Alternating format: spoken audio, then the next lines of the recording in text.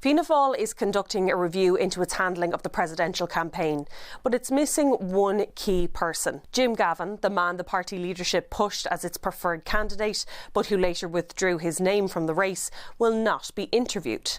Many TDs say they never expected this to be the case, that this review will look at how he was selected as a candidate in the first place, and that this is something that the party headquarters, and not Jim Gavin himself, has to answer for.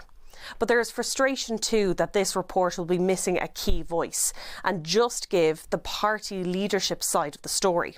The review was due to be completed on Wednesday, but that deadline is now certain to be missed, meaning that the parliamentary party, when they meet tomorrow night, will be looking for a new deadline to be set and assurances that this process will be completed quickly. As Catherine Connolly heads to Dublin Castle for her inauguration, the presidential saga for Fianna Fáil is far from over.